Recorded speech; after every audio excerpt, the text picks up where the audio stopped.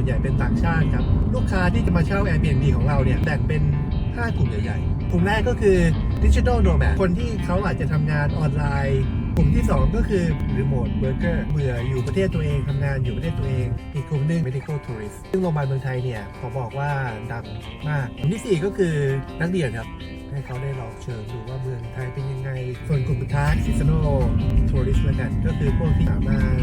take off ช่วง low season เพื่อที่จะมาอยู่ประเทศอื่นได้ก็หลังจากที่เราเข้าใจว่า5กลุ่มนี้เนี่ยเป็นกลุ่มลูกค้าหลักๆที่เข้ามาอยู่ Airbnb ของผมเนี่ย 1-3 เดือนถามว่าเขาต้องการอะไรบ้างถ้าเกิดเขามากรุงเทพแล้วเขาต้องการหาคอนโดในกรุงเทพอย่างน้อย1 เดือนเนี่ยแน่นอนครับเขาต้องการความสะดวกสบาย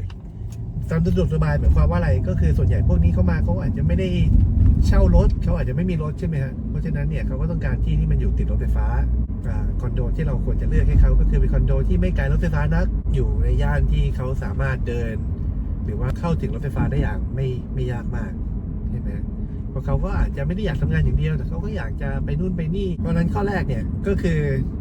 โลเคชันว่ามันไม่ห่างจากรถไฟฟ้านะเพราะว่ารถไฟฟ้าเป็นวิธีที่คนต่างชาติหรือว่าพวกลูกค้า Airbnb ส่วนใหญ่เนี่ยเขาจะใช้ในการเดินทางกันทีนี้ถามว่าใกล้รถไฟฟ้าแถวไหนดีที่สุดอันนี้ก็เป็นคำถามที่ดีมากเพราะว่า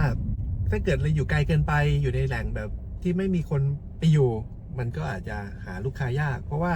ลูกค้าส่วนใหญ่เขาอยากอยู่ใกล้ๆเมืองที่มันอยู่ไม่ไกลกับ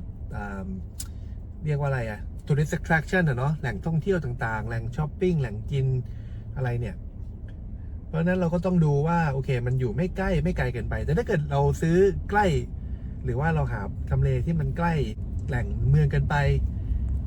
มันก็อาจจะแออัดเกินไปเขาอาจจะไม่ชอบที่อยู่เขาอยู่นานจริงๆเขาไม่ได้แบบเหมือนมาเที่ยวมาอยู่โรงแรมที่เขาต้องการจะอยู่แบบใจกลางเมืองอย่างเงี้ยนึกออกไหมครับคนที่เขาไม่อยู่จริงๆเนี่ยเขาอาจจะอยากให้มันไกลไว้นิดนึงเขาจะได้ไม่รู้สึกแออัดแบบเดินลงมาแล้วก็จอแจรถติดคนพลุกพล่านอย่างเงี้ยเขาอาจจะรู้สึกอยากให้มันมีความสงบสุขนิดนึงเพราะฉะนั้นเราก็ลองเลือก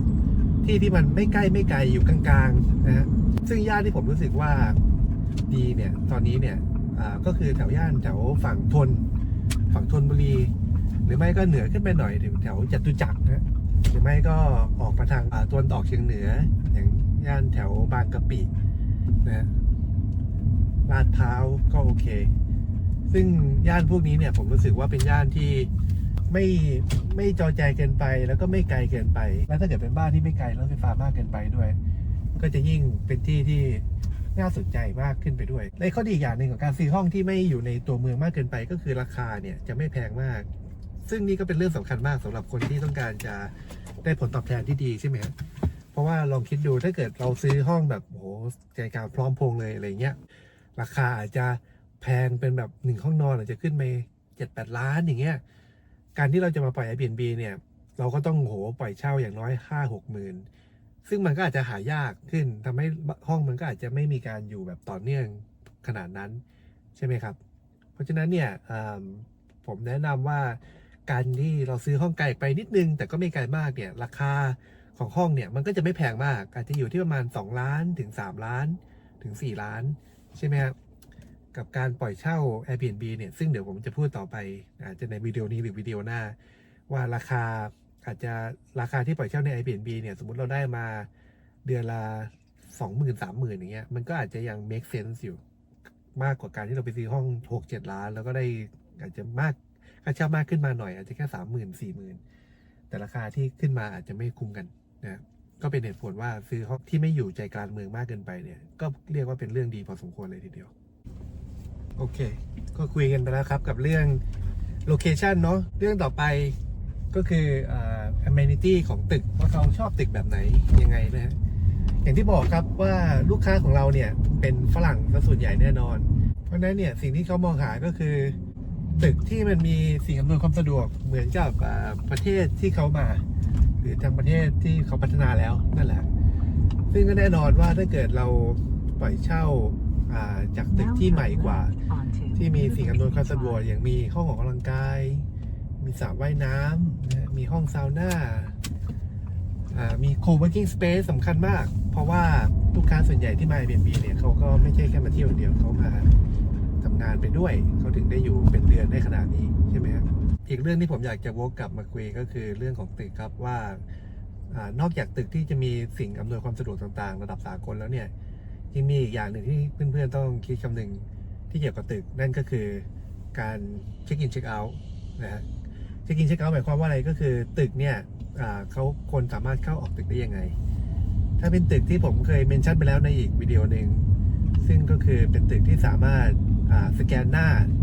เฟซสแกนในการเข้าตึกได้เนี่ยก็จะเป็นตึกที่ค่อนข้างง่ายครับกับการทำ Airbnb เพราะว่าลูกค้าก็สามารถเซลฟ์เช็คอินได้เลยหรือตึกที่แค่ใช้รหัสในการกดเพื่อที่จะเข้าตึกได้นั่นก็จะเป็นตึกประเภทหนึ่งที่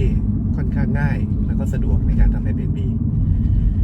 แต่ว่านอกจากตรงนั้นแล้วเนี่ยเราก็ต้องดูในเรื่องของนิติด้วยซึ่งก่อนลงทุนเราก็ควรจะคุยกับนิติว่าเขาเฟรนลี่แค่ไหนเขาช่วยเหลือเราได้ขนาดไหนกับการดูแลลูกบ้านรายเดือนของเราซึ่งผมปกติแล้วเนี่ยผมก็จะคุยกันตรงๆเลยว่าโอเคผมอาจจะต้องให้นิติช่วยดูแลลูกบ้านรายเดือนกับผมอย่างนั้นอย่างนี้เพื่อที่จะดูท่าทีว่าเขาพร้อมจะช่วยไหมหรือเขาไม่พร้อมจะช่วยแล้วก็พยายามจะให้มันเป็นหน้าที่ของลูกบ้านหรือเขาชอบลูกบ้านที่อยู่เป็นรายปีมากกว่านะครับอันนี้ก็เป็นท่าทีของตึกที่เพื่อนๆอาจจะต้องลองคุยกับนิติดูหรือว่าลองศึกษานิติดูว่าเขาพร้อมที่ช่วยเหลือเราแค่ไหนว่ากันเถอะส่วนวิดีโอนี้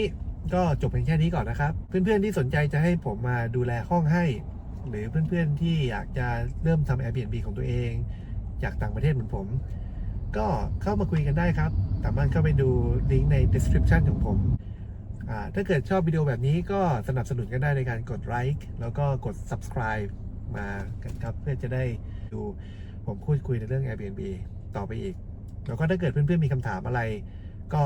เข้ามาคอมเมนต์กันได้ครับเพื่อที่ผมจะได้พูดคุยในสิ่งที่เพื่อนๆต้องการได้ยินในอนาคตสำหรับวันนี้ก็ลากันไปก่อนขอบคุณครับ